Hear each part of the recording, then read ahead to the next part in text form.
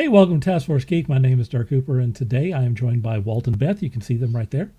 How you doing? And look, Hey, it's right hey. there. It's on the screen. We're going to talk about Falcon and the Winter Soldier episode 6, the big finale for the series. And, if you have not seen it or, whatever, then, Too bad. be warned.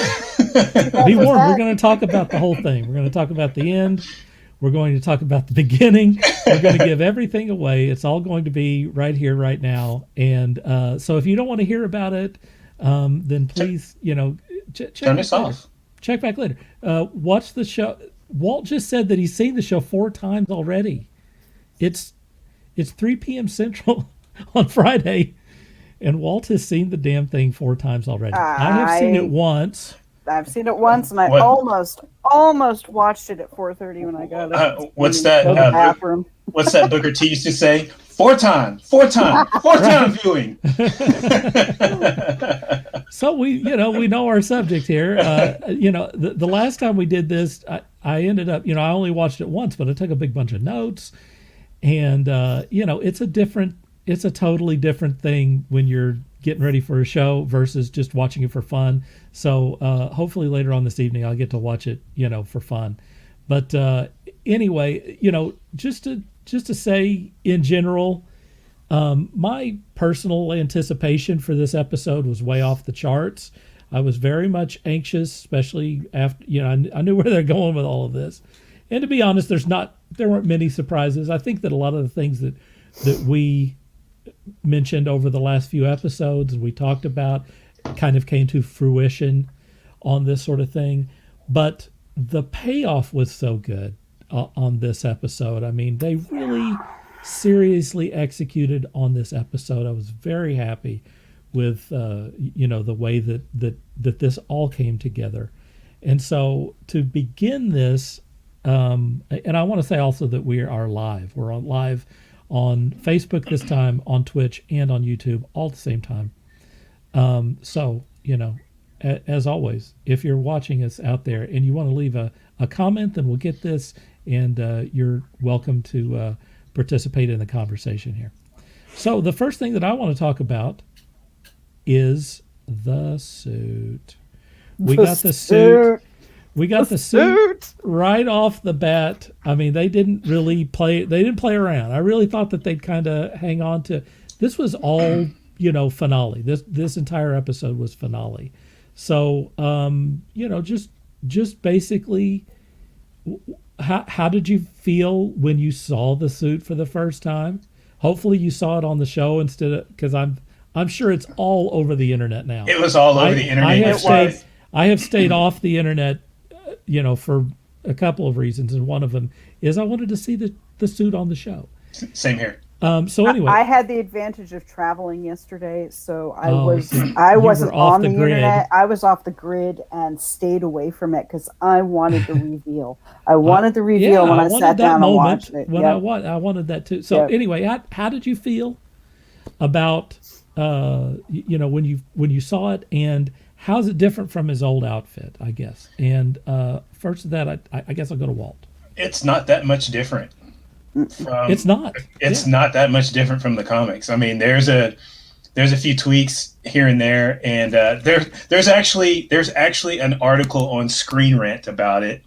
Really? And the tweaks that they made are obviously because if you look at the comic version versus what's in the episode, there's no way that I would have made it look exactly like the one in the comic book. Sure. But it's pretty much true to the one in the comic book. It is. I mean, yeah, it's very true. All the changes that they made are, would you say, smart? Right. When you think about it, the way, if you look at the one in the comics, it's like there's no way he'd be able to move with all that crap on him, kind of thing. Yeah. Agreed. And That's then usually the case. yeah, and then there's no way that would be practical in adding that to, and what I mean by practical, I mean by the intricacy of how it's drawn in the comic versus the way it looks in the episode there. Sure. But for the most part, that suit was spot on. spot on. How'd you feel when you saw him in the suit for the first time? I got misty eyed. Yeah. You can't help but well up a little bit. In fact, I'm welling up a little bit right now thinking about it. So Right. but yeah, it was awesome to see Anthony Mackie in that outfit. It's just when you think about it, I had to go back and read up a little history on the Falcons uniforms from the get go. And ever since they changed from that disco looking outfit, Right. his uniform, his tech has been regularly upgraded by Wakandan technology. So, Oh, really? Yes. Yeah. So they've been following the comics. I'll be damned. I didn't know that. Yes, they've been following the comics, to a T. So, very interesting. yeah. Beth, I'm going to go to you. How did you feel when you saw him in the outfit, and what do you think is different here? I started cheering as soon as I saw him. I mean, I'm sitting in my sister's living room with the headphones on, watching it, and I'm just like, yes! Exactly. They did not disappoint to see him with the shield and the wings, the wings on the front of the uniform on either side of the star. It throws back to Cap's original helmet, where he's got the A, and then on the sides of his helmet he had the wings. It's a brilliant combination of both. Like Walt said, they followed along wonderfully with the comic books. With what we've seen as for Sam's uniform in the comics. I liked the little additions to the wings. The one scene where he, basically braces himself with the wings, and that was awesome. That was badass. Yeah, it was. It just the guys at Marvel and Figgy's team really did their research with it and was really able to pull off exactly what all of us were hoping to see when it came to Falcon as Captain America. Yeah. To see Sam Wilson as Cap, it is long overdue. The run in the comics was wonderful, and you all know me. I'm a huge Winter Soldier fan. I love Bucky. This is Sam's time, though. This is Sam's time to be Captain America, to continue Steve's legacy. And man, I'm looking forward to seeing what they're going to do with this. Yeah, me too. I mean, clearly they're building this up here. Yeah. We got someone chime in. Hello, Ken. Hey, how you doing? Hey, Ken. Hey, Appreciate Ken. you dropping by. Have you seen Falcon and the Winter Soldier? We're spoiling it all, man.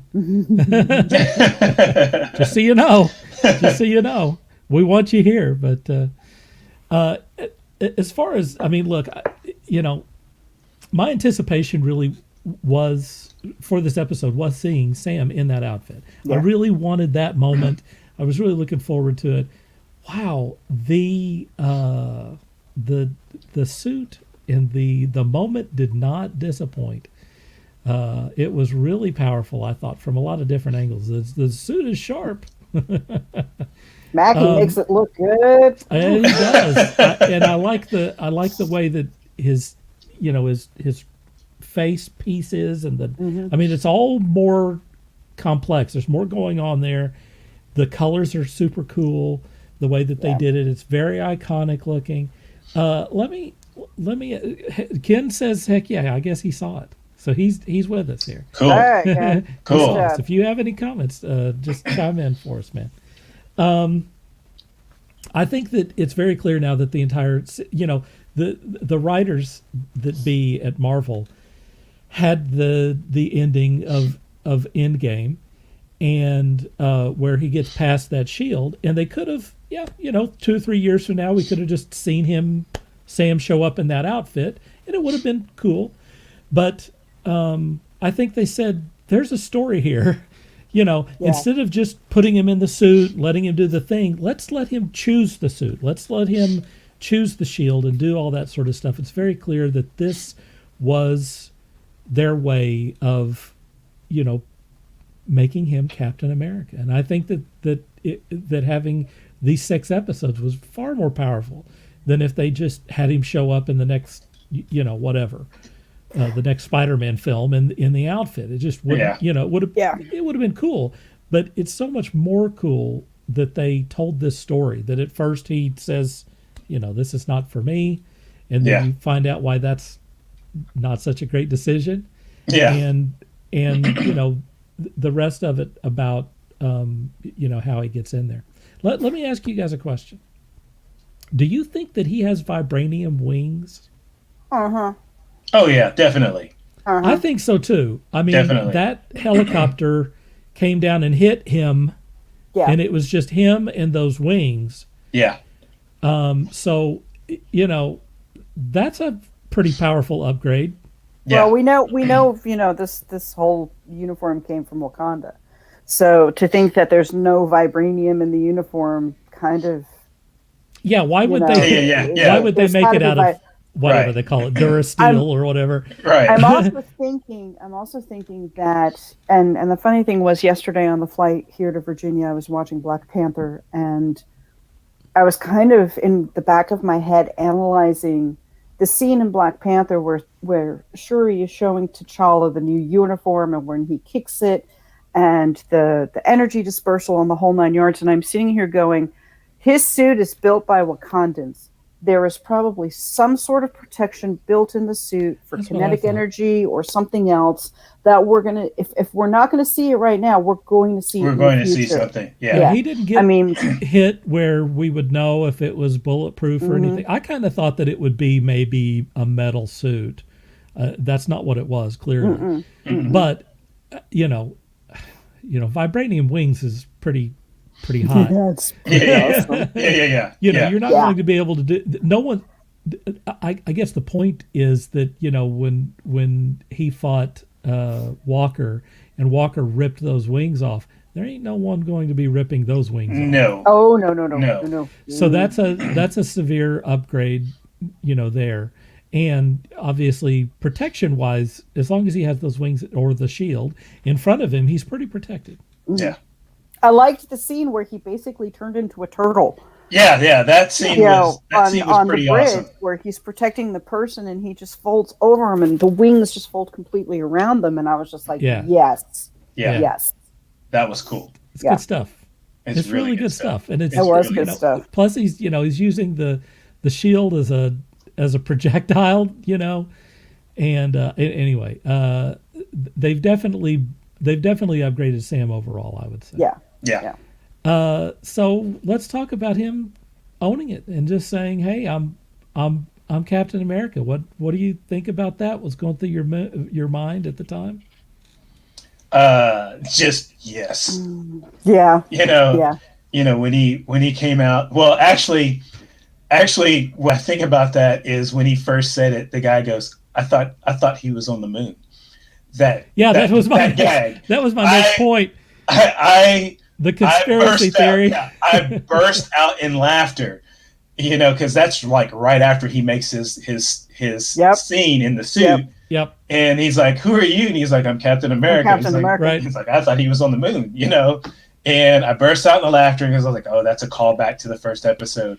And which is the call to Watcher on the Wall. Yeah. The future of the future invasions. Yeah. So that made me laugh, and but as far as him owning it, after having the conversation with Isaiah Bradley in the episode before, that there was some deep thought going into that. Yeah.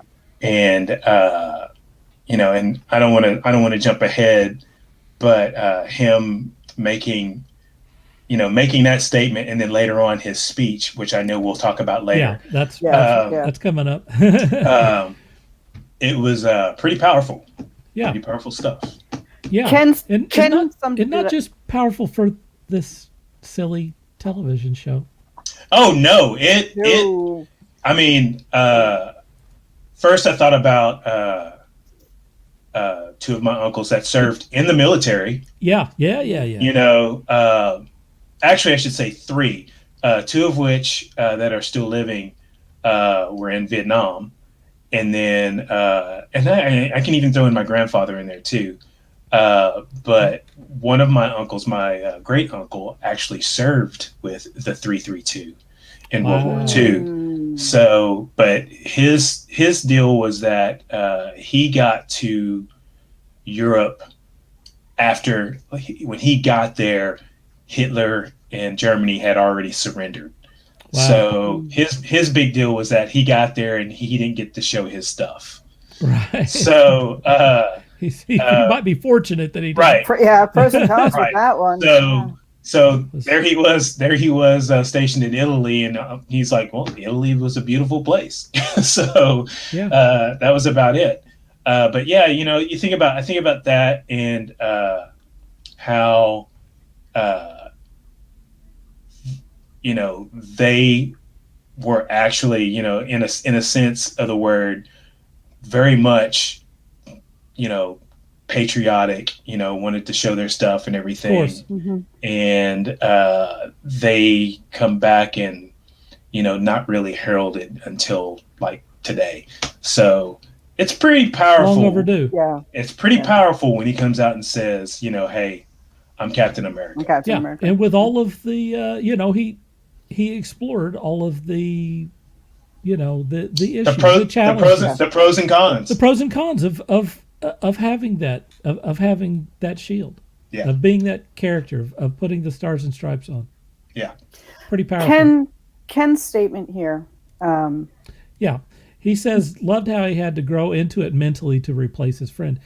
We had 6 episodes of him, getting to the moment where the character. We've had more actually, Dirk, if you stop and think about it. Well, sure. Mm-hmm. Yeah, from the time we first meet Sam Wilson, jogging, on your left, right. from the time we first meet Sam through the different movies, we see such character growth with him. Yep. And then these last 6 episodes, the show has really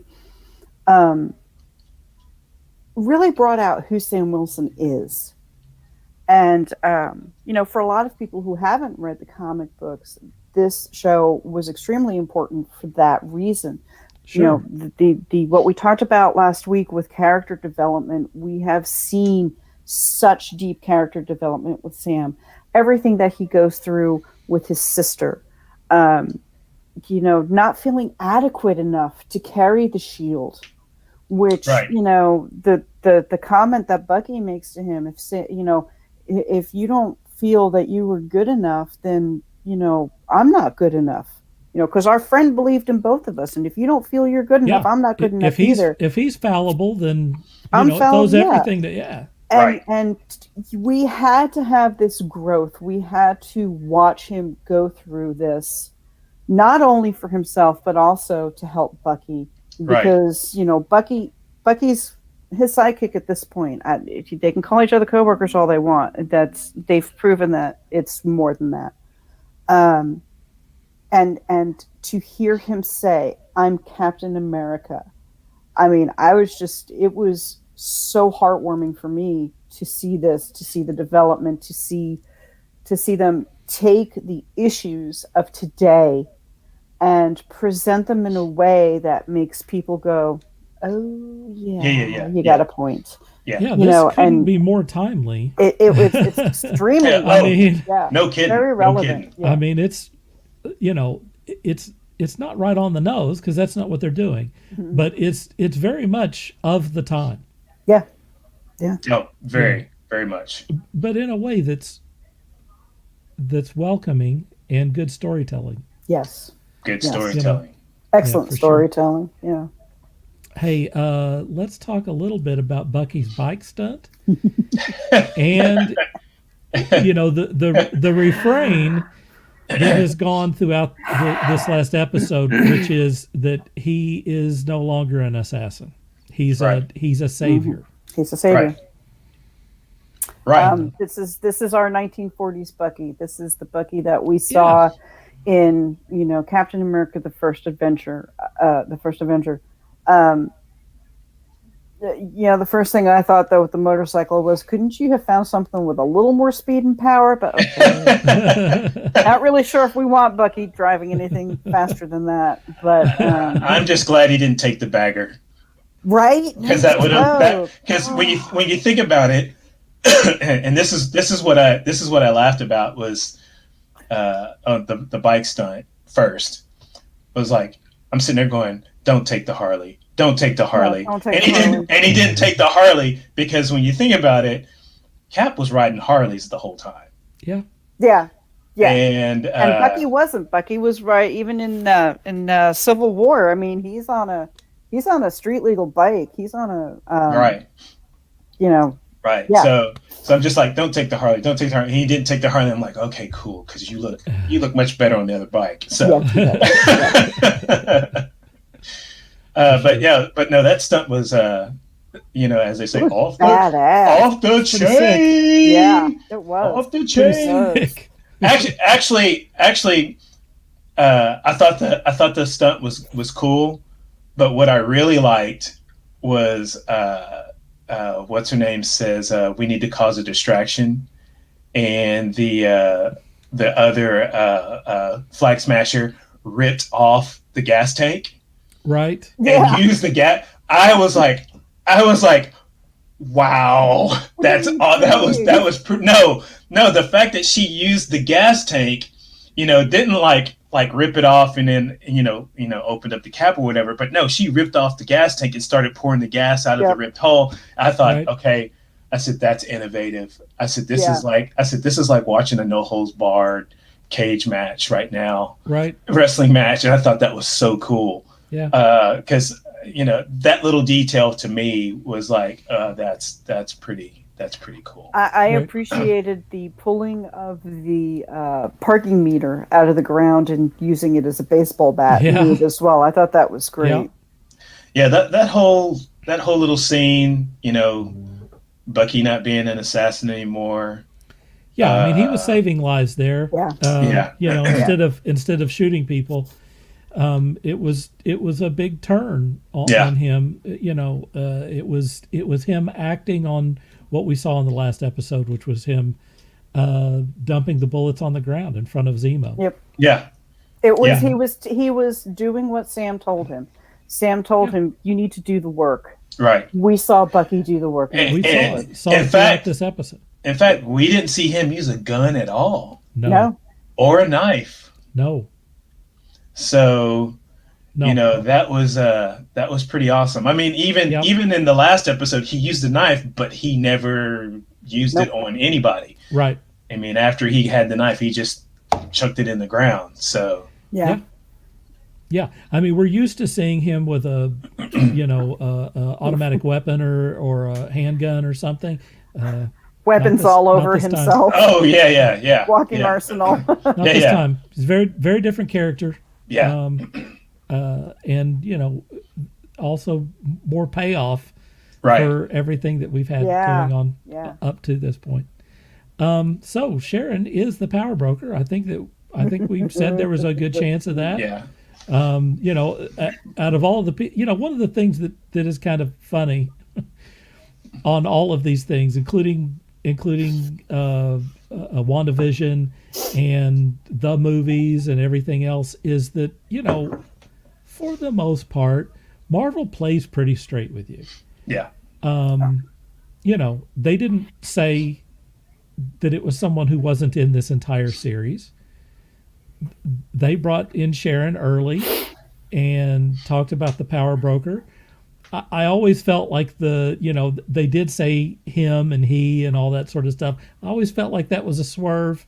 Yeah. Yeah. It could have been Zemo, and to be honest, Zemo was peripherally involved with some of the stuff that was going on, as was Contessa. Mm-hmm. She was obviously pulling strings too.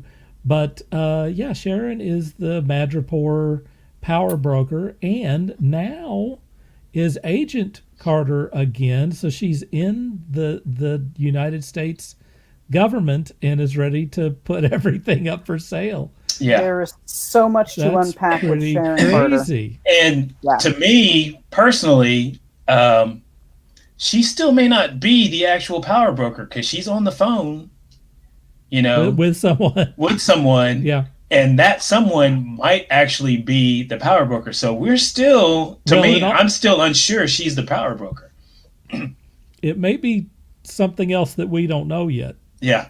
I really think that we are looking at the beginning of a deeper storyline for Sharon. I saw some comments today in regards to a couple of people not very happy with what they did with Sharon's character. They wish they had that, But otherwise, Sharon probably wouldn't even be in this. Exactly. Right. They actually gave her something to do. Yes. And what we're seeing as well as we are seeing, my first thought when I saw those comments was, you guys are not seeing the bigger picture here. Right. We are, with the introduction of the Contessa, which Julia Louis-Dreyfus, she's awesome in this role. She's already. owning these scenes. She's owning that character.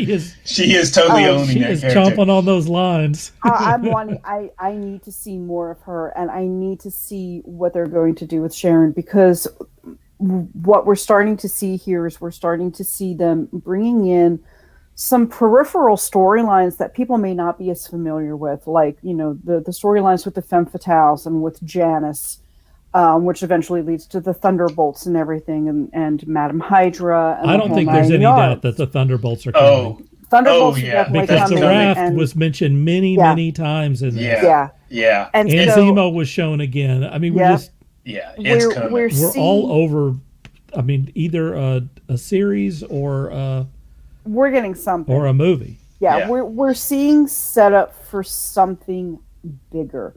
Mm-hmm. Sharon could be so deep undercover that she's a red herring and in every direction. That's and true when too. We finally find out what she's doing. She could be a double agent or a triple agent. See, that's what I'm thinking right there. That's what I'm thinking right there. That's true. But there's so much more going on with Sharon Carter than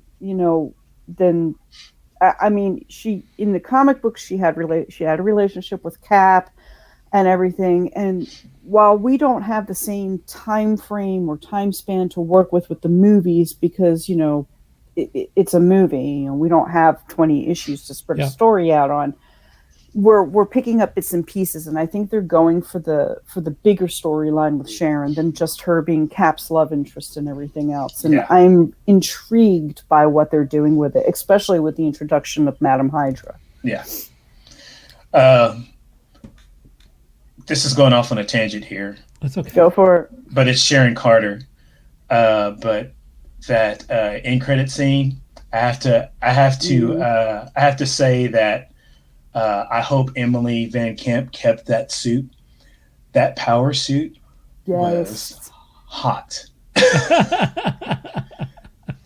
Deep breath. No, well, this comes from me, from way back when in art school when I wanted to be a fashion illustrator. That suit is badass. That is a nice suit, and that suit fit her well.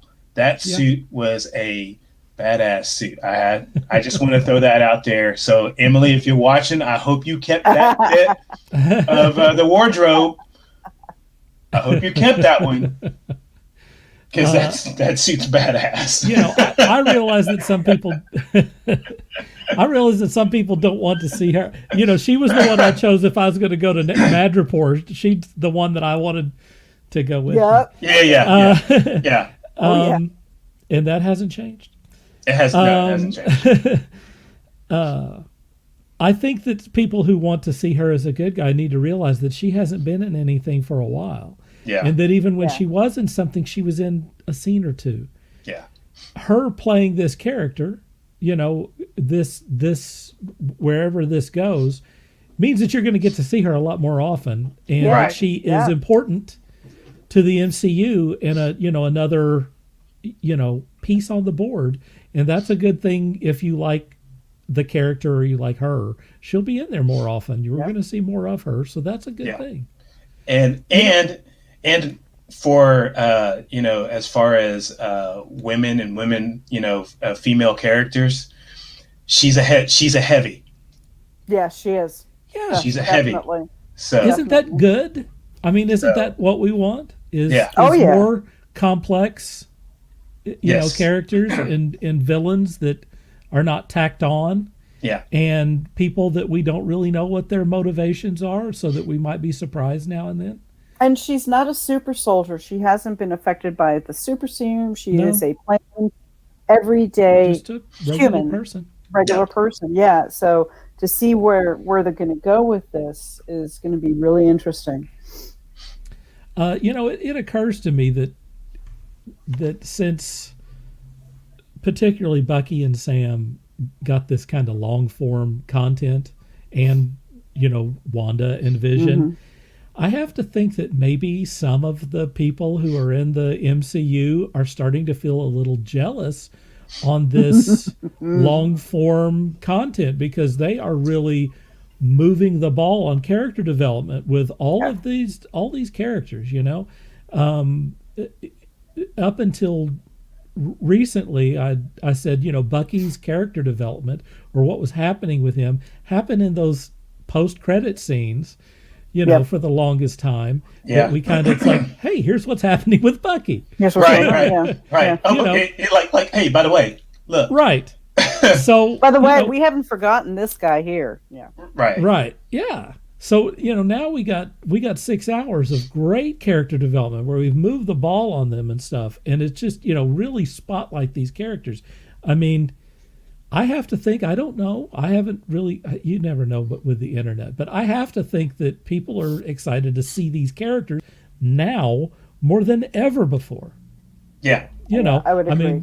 I don't know how you could watch the 6 episodes of this and not be big fans of both of these characters. Yeah, I was pondering that same thing today, and I was like, you know what? I said, I like the idea of you're going to introduce a new major player. Like we have the Eternals coming out here soon. Yeah. Oh, that's going to mix things up. And that's going to be a big thing in the movie theater. But I think the individual characters, like some of the individual characters who are the most interesting in some of these movies, need this long form format. Yeah. Right. Like I really can't see myself seeing. Well, I could see it. Captain America. Another Captain America movie, but it would have to be something on a grand scale, and it can't just feature Captain America and Bucky. We're going to have like an Avengers type thing. Yeah. Because I was thinking, these long form shows could be like Marvel's regular. Hey, this is your monthly issue kind of thing. Except, here it is. And then come June, July, or August, here's the big Marvel Universe mashup with everybody with all their stories coming to a head kind of thing.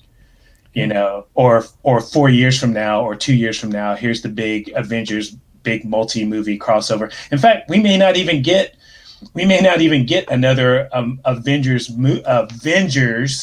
movie and end up with long form Avengers shows and have the big crossover movie with the big Marvel title. I don't think we're going to see the Avengers in this phase, and we may not see them in the next phase, or if we see them, we may see them as young Avengers. Yeah. I think that maybe that's. So I think there may be something else where we get everyone together. They're throwing out the Dark Avengers. Avengers too. So I think that we will get the crossover. Oh yeah, we'll get the crossover. But it may not be the Avengers where we see them. Yeah, that may not be them. I think they need to figure out what they want to do with the Avengers now. With the loss, we've gotten rid of Tony, we've gotten rid of Cap, Steve, and unfortunately, with Chadwick Boseman's death and still T'Challa's character still being up in the air whether they're going to recast him or not. Right. We're looking at we're looking at a bit of a confusion with the Avengers right now, because at one point in the comic books, T'Challa becomes the leader of the Avengers. And I don't remember if it's right after Tony steps down or what, but we're going to wind up missing that until they figure out what they're doing with this particular character. So I agree. I don't think we're going to see an Avengers, mashup or movie in Phase 4. I just think there's too much going on otherwise. I agree, though, that if we get a big Marvel movie, I think it will tie up things that were left as a question in the TV series. Right. We've got Loki coming out. We have Hawkeye coming after Loki, I think. Yeah. All these people are getting. They can take these TV series and finally, in a year or two, even if we get another season of Captain American and Winter Soldier, even if we get another season of that, they could leave it to where here is how, here's the big baddie and everybody comes together to deal with it. That is what I would actually like to see at this point, because I think they're really onto something with the TV series and being able to develop the characters better through a TV series where they can devote more time. 10 years ago, before streaming, before computer graphics have gotten to the point where they are, before the money that has flown into streaming services and to television shows and stuff, this would not have been half as good, not even a quarter as good. Yeah, exactly. Just 10 years ago, this would not have been possible to do this. But what you have is a television series that is every bit as good as a 2-hour movie. Mm-hmm. Right. Quality wise, I mean, 1 hour a week. There were no special effects in this that made me go, oh, those were kind of squishy. I mean, these were Marvel style. They were solid effects. The music is there. The cinematography is there. The outfits are there. Everything's there. They're traveling around the world. It's not just set in someone's house or something. Yep. I mean, this was a 6-hour movie. I've said that many times since the very beginning. And like you look at WandaVision, that was set in the same house, so they kind of got away with some sets and stuff on that deal. But that was not. This was all over the place. But that was intentional. Of course, it was intentional. But that was also a way that it also allows them to save a little money. Right. Although the effects in WandaVision were great too. Yeah. And anytime that you have Vision as Vision in the deal, that's more. That's I mean, every second that he's on the screen there, that's someone had to make that happen. Yeah. That's not just an outfit. That's computer graphics. All right. So they invested in it. I mean, it's below the radar, but the money was there for sure. Ken says, "Don't get me wrong, I love comic books, but sometimes I love a new villain or twists." Thank you. Yes. Yeah. And that's definitely what we're getting there with Sharon for sure. All right, so we've mentioned it a couple of times, but how about the "We Can Do Better" speech? Dude, man, I sat there and this is the reason why I watched that episode 4 times, because I went back and I went specifically for that speech. Yeah, it's pretty heavy because that's great. There are things that he said in there that I've always said over the last 2 decades. Especially after the last 2 years, what we've been through is nobody is asking the question why. Exactly. Hey, why are they doing this? Don't look at what they're doing, what's happening right now is bad, but why are they doing this? In that speech harkens back to MLK, and I keep saying this all the time because a lot of people like to bring up MLK about specifically about being nonviolent, that part right there, and about how he did this, that, and the other thing, and not once did he raise his hand or commit any kind of violence or this, that, or the other thing. But they always forget about him talking about how riots are the voice of the unheard. So the whole thing about him questioning about why are they doing this is like, you keep trying to address what they're doing, but you're not asking them why they're doing what they're doing. And the way the Flag Smashers were working were just it was on point as to exactly what he was talking about. Yep. So hats off to Marvel for telling, basically just rewording MLK's speech with that, in a way that what's it, is that talking to us in a way that we can easily understand how that will. Yeah. So hats off to them for that one. That was a very powerful speech. I give Mackie a lot of kudos too, because the emotions and the intensity that he put into the delivery of that speech, it's I mean, he could have wimped out. He could have been very soft spoken, but no, this was Sam Wilson, the PTSD counselor, kind of using a little reverse psychology on the senators too, and not backing down. Mm-hmm. And that's the thing. We did not see Sam back down one bit. And that was what, for me, made that speech just so compelling. Yeah. Just his whole delivery, his whole mannerisms with it.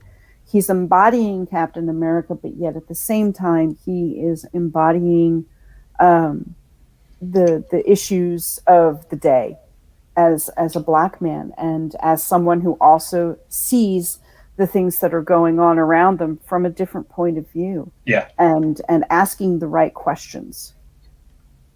Yep. I thought it was, it's the culmination of the entire series, mm-hmm.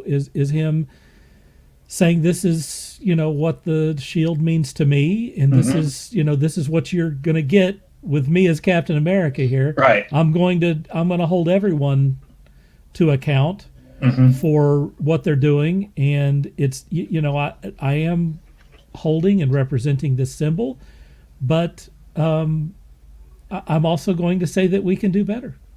Right. And also, he wasn't just talking about America. He was talking about the leaders of the world. Yeah. If you have all of this power, what are you doing with it? Right. What are you doing with this power? And that's, hey, that is very much what Steve Rogers also said. He challenged the power throughout, all of the, the stuff through Civil War and all of that sort of stuff, in not, going along, with what he was told to do, or, that sort of thing. So, it's very much in line with how Steve Rogers was as Captain America, and the reason why I was never a big Captain America fan in the comics, but really liked Captain America in the movies, because he wasn't such a yes man, that mm-hmm. he was questioning, the powers that be, and was his own man. And very clearly, we're going to get that with Sam. Yeah. And going back to the comics, I mean, Captain America was that way in the comics as well. I mean, the whole, if you go back and look at the original story with John Walker, Captain America was stripped of the title. Right. Because he wouldn't follow orders. Right. So my impression of Captain America comes from like the 70s and the early 80s, and I marked that character off at that time because it's like he just wasn't interesting to me. They made him more interesting. Yeah, definitely. As they went along, and definitely. And for me, going back to the comics, I really started reading Captain America back when I think Steve Epting was the artist. I think it was Steve Epting and Mark Waid back in those days. I think that's when Captain America started getting really interesting to me. But now, like I've said, the Captain America movies from the MCU have been my favorites. I mean, all three of them have been my favorites. Yeah. By a long shot. By a long shot. I mean, I enjoy all the others, but Captain America has definitely led the charge as far as my MCU favorites. Yeah.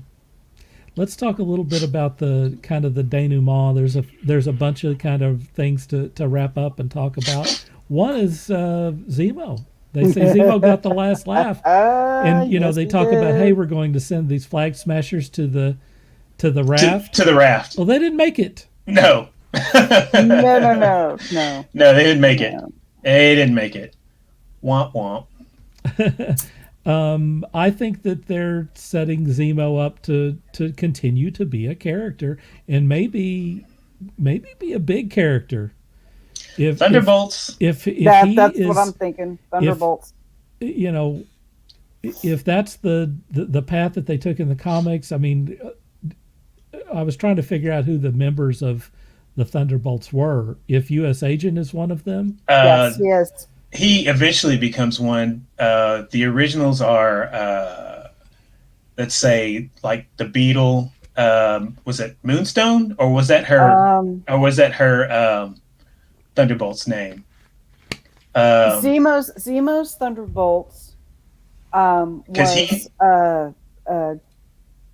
because Zemo masqueraded as Citizen V. Yeah, his Thunderbolts were Beetle, Fixer, Moonstone, Screaming Mimi, and then there was another one too, but I don't remember who the other one was. So right now we only have Zemo in place, but I mean, we're probably not going to get everyone. Who else was who was in there over time? Thunderbolts. That we have Thunderbolt Ross himself. Yeah. As Red Hulk. Ross. As the Red Hulk. So my theory, my theory is that the Thunderbolts will be put together by Ross himself. Okay. And they'll take the name Thunderbolts from his nickname. Of course. And he'll come up with the thing of disguising the names of the various villains that he throws in. I see. So we could that's my theory. We could potentially see Hawkeye, because at one point, Hawkeye was a fugitive at one point too. He was considered a Thunderbolt at one point. I see. I mean, we kind of saw him as that. I don't remember what the name of the character. Yeah. We saw him Ronan. Ronan. Yeah, Ronan. We saw him as that character in Endgame. I'm trying to remember who some of the other ones were. We've had Taskmaster in the group. Taskmaster, yeah. There was the one group that was formed by Ross had Ross, the Punisher, Elektra, and was War Machine a part of that group? That's an interesting group. I can't remember. He might have been. And remember, Norman Osborn also, had a team with the Thunderbolts, which included Moonstone, Bullseye, Penance. Right. And then Songbird, Venom was part of it. And they became the Dark Avengers. Yep, they became the Dark Avengers. Because Wolverine's son was Wolverine. I would like to point out Jason Hammer. I'd like to point out that Disney just made a big deal with Sony to play those movies, those MCU movies on Disney Plus, which means Morbius, Venom, all the Spider-Man movies, of course. I got a feeling that they are officially part of the MCU. I think that they are pulling them in tight right now. Yeah. I mean, I think that deal says it. So here's an interesting note on the Thunderbolts, okay? Fixer and Moonstone have been two consistents within the Thunderbolts from the very beginning, including all the way through Bucky's run as the leader of the Thunderbolts. Right. And beyond, actually. Even Luke Cage's run. Yeah. So about U.S. Agent, who is now named. U.S. Agent. Do you feel like he redeemed himself in your eyes? Or Yes and no. Yes and no. I think in a way he kind of realized what direction he saw himself going at one point. But I still think he's that loose cannon. I mean, I think he realized that he's not Captain America. Clearly. He clearly realized that he's not Captain America, and that's not his shtick. So in that aspect, he's redeemed himself. But as far as where he's going from here on out, that boy's dirty. I don't think one little giving the boys a hand to take down the Flag Smashers was enough to redeem him. No.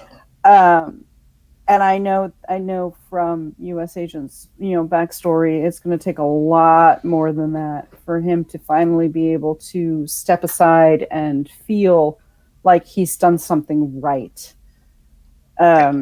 It's going to be interesting to see how they take the character. He definitely has a lot of room for character development. Yeah, there's a lot of room. And I hope Wyatt Russell continues playing him because he is excellent in the role. I got a feeling we are going to see U.S. Agent again. Yeah. I mean, there's no doubt about it. I will say this. I take a lot of the pulse of fandom from Quora, where I look at, the questions that are being asked and the way that people answer the questions and that sort of thing. He has his fans.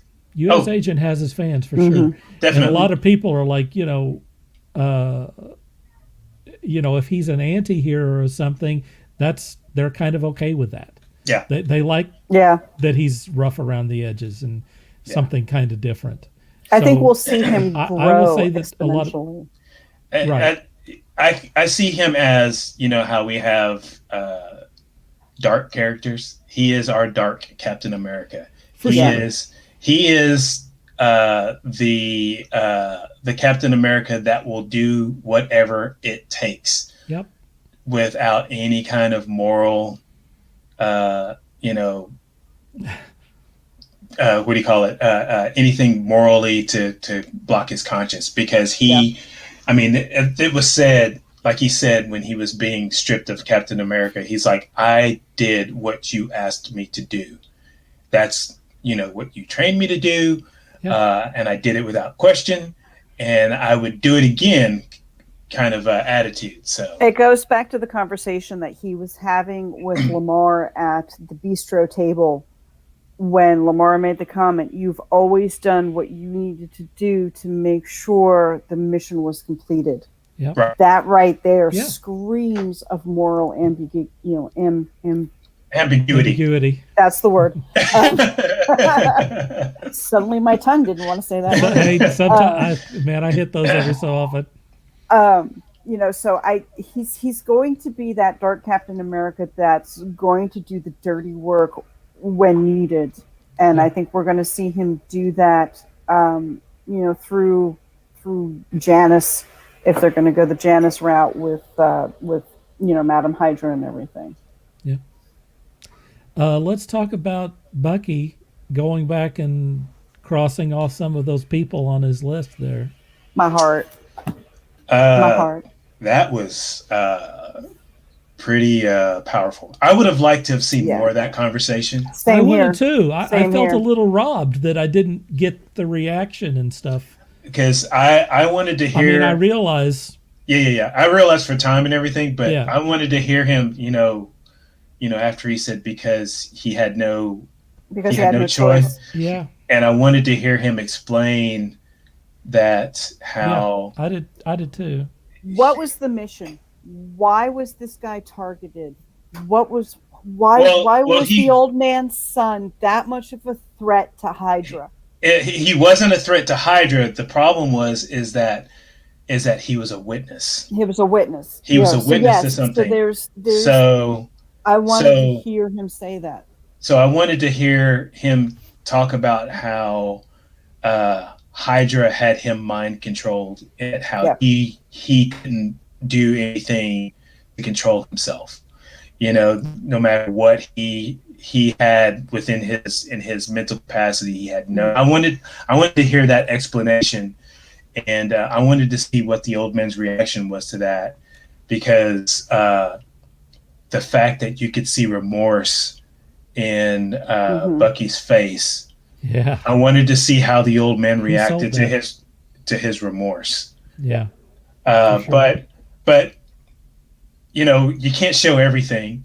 You know, I understand you can't show everything. 6 hours. And I get that. I get that you can't show everything, but and then sometimes, you know, to get the story going, sometimes you just have to leave that little mystery out there so that we can have this conversation.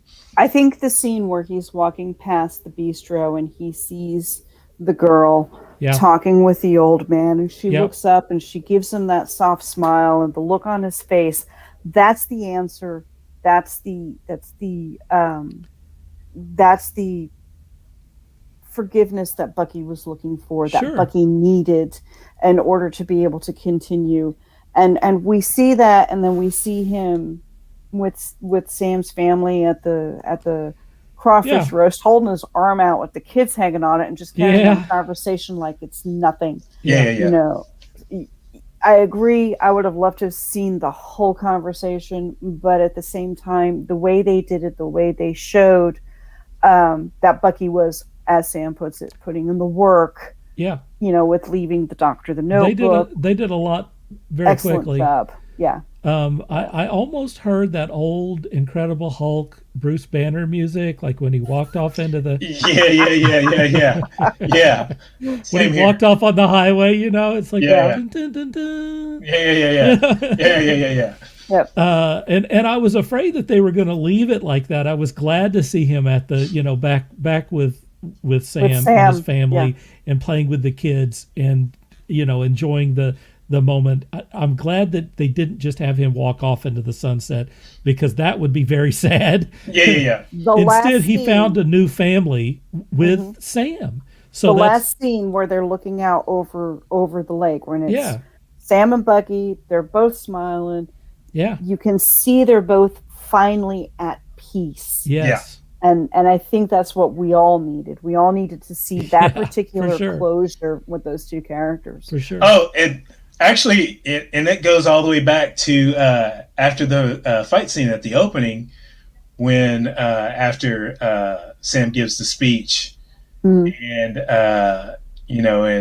Bucky makes his little remark, and then they get ready to walk off, and he refers to him as Cap. Yes. For sure. I mean, he just... And, the acceptance is right there. Yeah. I would not be surprised if we stopped calling Bucky the Winter Soldier. Yeah, he's White Wolf. I think that he's White Wolf or something else. Yeah. I mean, I don't know. Yeah. I don't know what the evolution is, but he doesn't have a Soviet star on his shoulder anymore. No, he does not. And he's not killing people indiscriminately. So he needs a name change. He needs a little different, And isn't it interesting that they both have a firm connection, very firm connection with Wakanda? Yes. White Wolf was running the show in Wakanda for a period of time in the comics as well. Yeah. He was. We talk about head the of Secret Service. Yeah. We talk about the stories that have not been told about Wakanda and Black Panther and all that sort of stuff. Oh yeah. I think it's coming. I got a feeling there is a Wakanda-centric show coming out, and I got a feeling that we will see a cameo or two. Yeah. With the White Wolf. I'll tell you what. The new Captain America. Yeah. The collective cheer for a potential Dora. How do you say it? Dora Milaje. Dora Milaje. a series based on them. Please give me more of those. Holy guys. crap! Oh, Could that man. really happen? Could we have that? I would I- love it. Oh you know, wow! just keep feeding me. Yeah, keep feeding us. Keep feeding us. I mean, yeah. I mean, like I said, the writing going on, the character building. I mean, I think we talked about this in the Tuesday show. They're taking, when you think about it, most of the characters that they've presented to us in the MCU have been B and C level characters, and they have elevated them to, pop culture level fandom. Yeah. I mean, and great stories. Great stories. And we're like, it's like, what low level character can they give us next that, somewhat kind of. There's a lot out there. And there's a lot out there. There's so many we haven't touched on. There are so a many. lot out there. I would like to see Nova, for example, if we're just throwing names out. That's on the list. Yeah. Nova's on the list. Nova's on the list. That was an old character that I used to love. It's funny. I was a big fan of Star-Lord back in the early 80s. Like, I felt like I was one of the only people on the earth that knew who Star-Lord was. Yeah. Before, Guardians of the Galaxy came out. So it's pretty crazy that they plucked him out. I'm a fan of the original. I'm a huge fan of the original Guardians of the Galaxies. The one from the 31st. Astro and Vance Astro and who was played by Yondu was actually Yondu, the original Yondu. I'm a fan. I am a fan of that version of the Guardians of the Galaxy. Yeah. And also, I always liked the space-based because and I'm a space nerd. And then, with the X-Men being back, Shi'ar, the Shi'ar stuff. The Shi'ar stuff. Who was what is it? Death? The dire Wraiths. What there was a character in the Avengers called like Death Bird or something like that. I can't, and she was a Shi'ar. Lalandra's sister. Yeah, something like that. Anyway. Yeah, I would like to see her. Yeah, there's a lot of people. I mean, I'm a huge Longshot fan. Well, I mean. Batten down the hatches when they open up the X-Men. That's about that's going to be characters. That's a long ways out. All with a lot of story. All those characters have stories. Good Lord, there's a lot of characters too. I mean, it's not just the X-Men comic they had there. You got X-Men, you got X-Force, you got Generation X, Excalibur. You got Excalibur, X-Force. Now we have X-Corps. Yeah. It's insane. Come on, guys. Let's admit X marks the spot. We all want to see Deadpool. We all want to see Deadpool show up in one of these movies. Yeah, that's going to happen.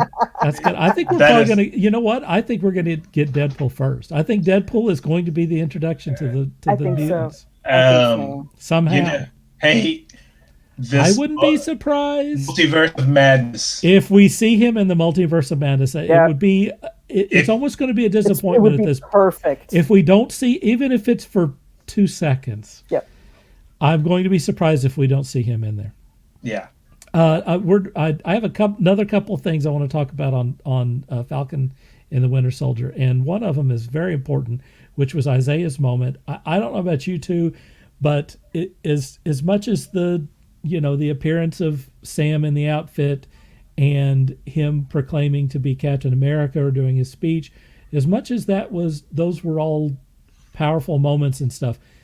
The thing where he took him into the museum, yes, and then showed him that they had amended the museum to make sure that his story was told. Ooh, that was powerful. That one made me cry. That one actually gave me goosebumps. I was like, wow, I did not expect that.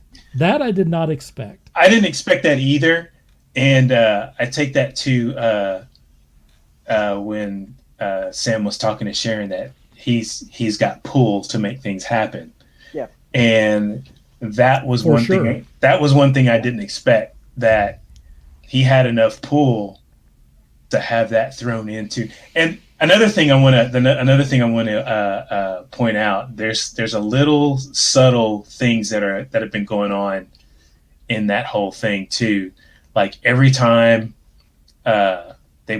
Sam would be at the Captain America Memorial, and actually throughout the whole series, photos of Steve Rogers were always on his left side. Left. Yes. Yeah. And I caught that too. And in this one, he was on his right. Yep. I caught that too. And another thing, I don't know if you caught the conversation before that scene at Isaiah's house in the garden. Did you see the graffiti behind our Isaiah? I did not. I didn't notice that, but what didn't get past me that he just picked up an entire bonsai tree. Oh yeah. Yeah, he did. Well, I caught it too. But when he's talking to Sam, there's some graffiti on the wall behind his head, and it's a word bubble. It says, "Why me?"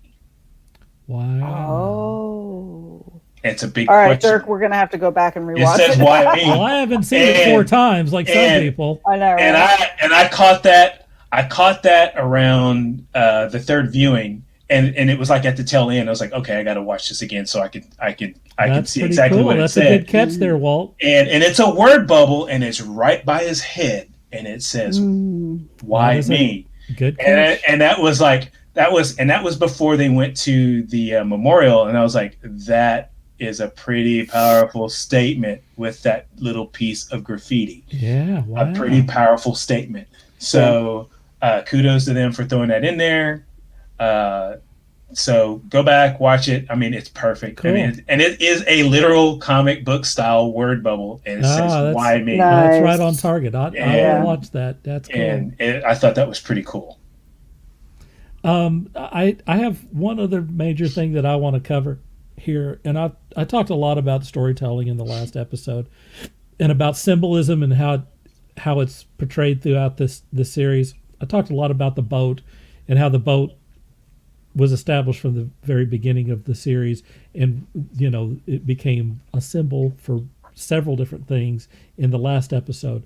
But this is a series that was full of symbols. If you're into storytelling, if you had to read stuff like the Scarlet Letter or Melville or something, which is all about symbols and crap, whoever wrote this apparently had to take those stupid classes too, because you have the symbolism of the boat, you have the symbolism of the shield itself, of the American flag, of also the flag smashers, right? That's also a symbol, the symbol of the hand and one world. That's very much involved with the symbols.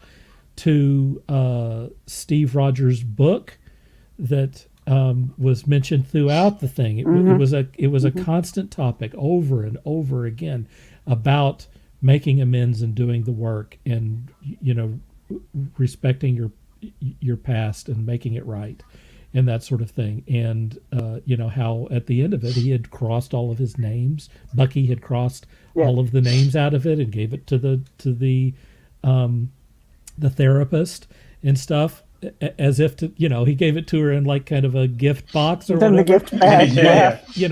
I'm done with this. I'm in a good place.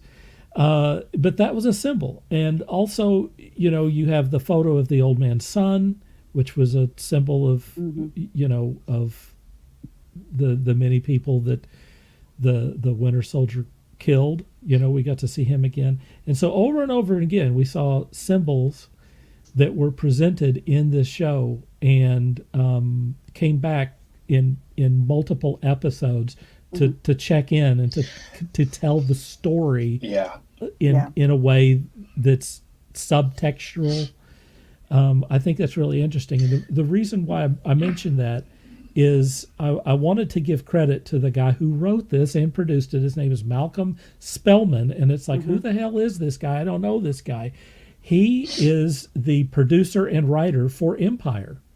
That's really that's really his. I mean, he has another couple of smaller credits, but he's the guy who has been doing the Fox show Empire for the last few seasons, which by the way was nominated for Emmys and had a lot of attention and pretty damn good ratings until some of the some of the craziness that happened with the cast on that show. And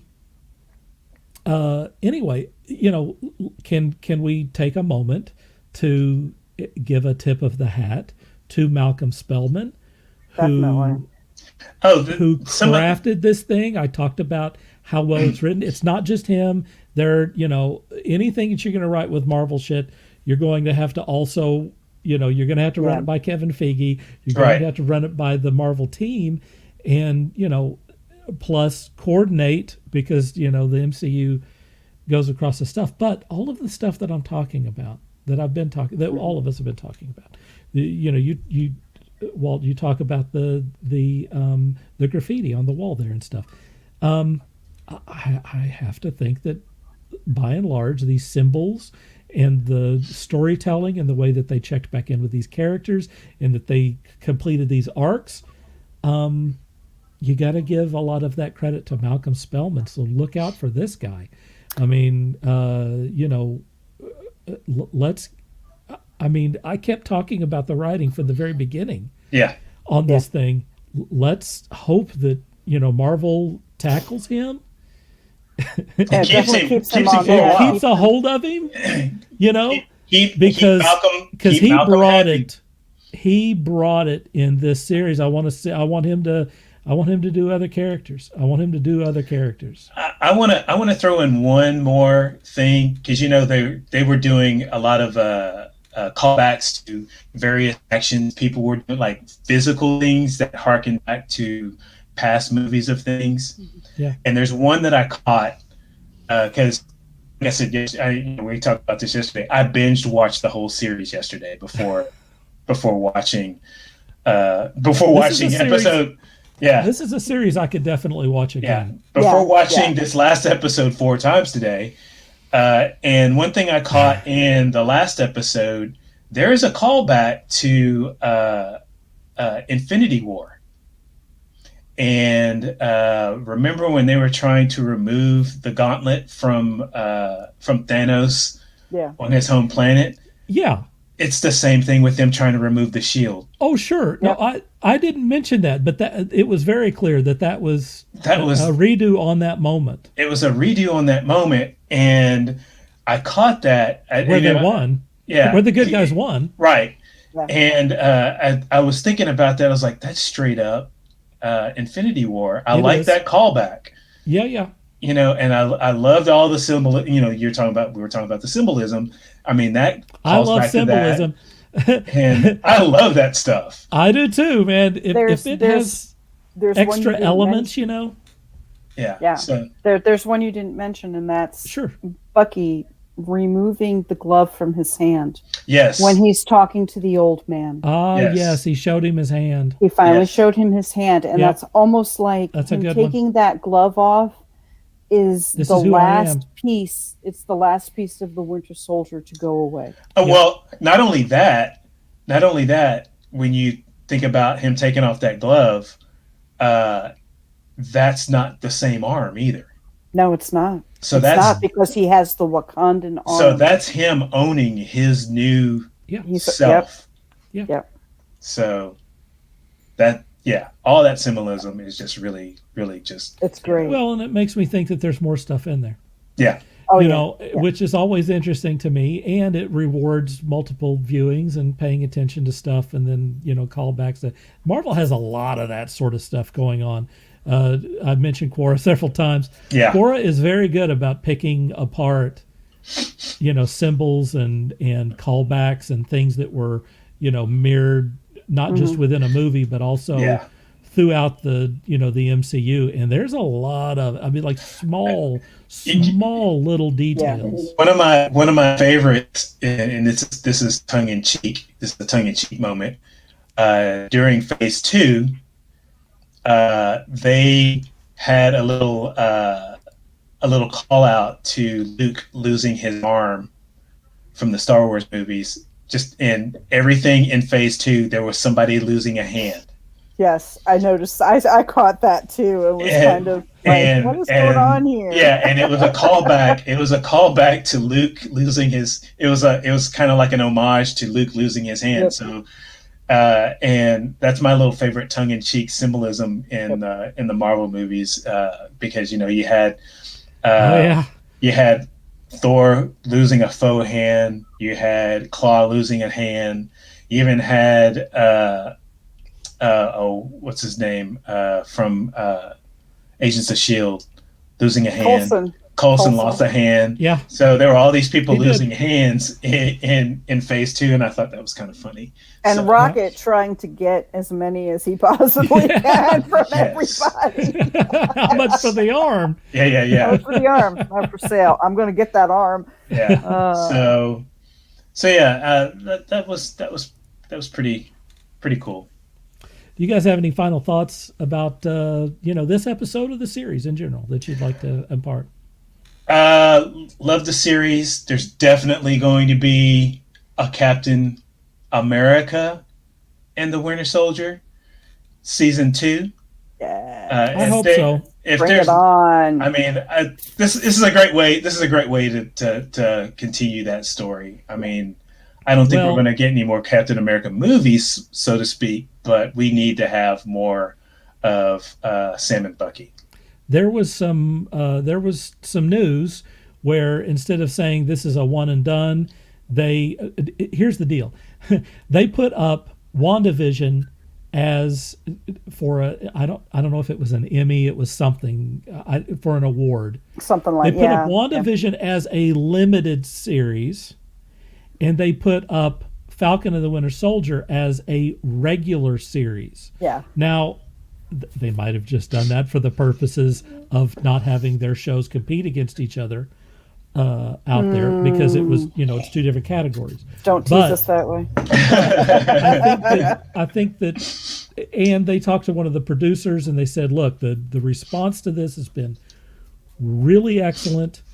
And I think that they're very much open to the idea of having another 6 episodes of this. And boy, I don't want just 6 more episodes. I want a bunch of these. I would like for them to, check in with these guys as often as possible. Yeah. Agreed. I want 5 seasons in a movie. And plus, and plus, we still have Torres hanging out there with the old wings. This is true. Yeah, I mean, there's comics, so many loose ends that they leave on this. There's too many loose ends not to give us a season 2. We did lose George St. Pierre. He is. Did we? Dead. Did we though? Well, I mean, we didn't see them. We didn't see them carry out a body. That's true. It's the Marvel universe. Come on, man. Nobody stays dead. Hey, and if I recall, he has gained some actual powers in the comic. So okay, yeah. I like how he nullified that shield throw that Sam did. He kicked that chair into it. It's like, wow, no one's ever done that. Yeah, that was pretty cool. Yeah, I like that. That was very Jackie Chan-ish too. It was very Jackie Chan-ish. Yes. I think that there's a lot of loose ends here. I think that I don't think they always know exactly where they're going with this stuff. Sometimes they just leave the loose ends and go, whoever's going to do something else, this is another player on the field, that you can utilize and stuff. But I don't think it would take much to get these guys back in the saddle again. I think the way that they write these things is they write them as one and dones with an option. Yep. Yeah. And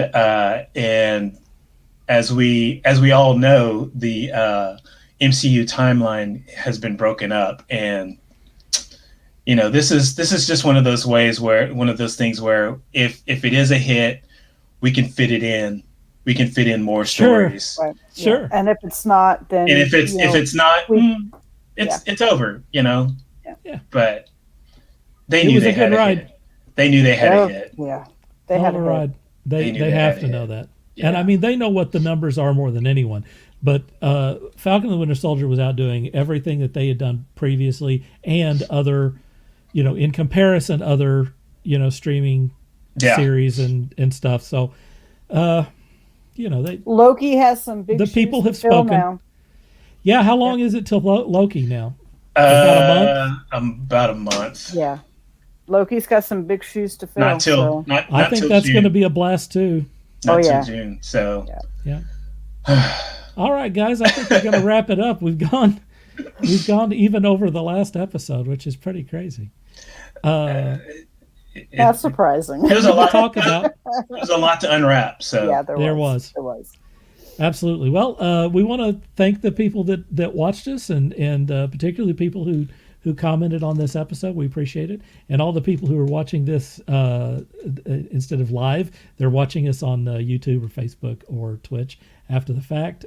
Please leave us a comment or like or share this thing. Get it out there, please. And I guess that's it, folks. Does anyone have anything else they want to add? Go watch it. I mean, there are people out there it's well worth your time who are probably watching this and waiting for them all to drop. Yep. And wanting to see our reactions first. Like, there are some people who want to see hear the spoilers before watching it. I know. There are people that want to know everything is going to happen before, for whatever reason. That's not my deal. But you're right. There are people who want to know. So go out and watch it. You'll be satisfied. Time. It's worth the time. Just, go out and watch it. All right. Well, thanks everyone again. Thanks to Walt and to Beth for showing up this afternoon and talking about this. And thanks to all you for watching. Until next time, this is Dark Cooper saying dream hard.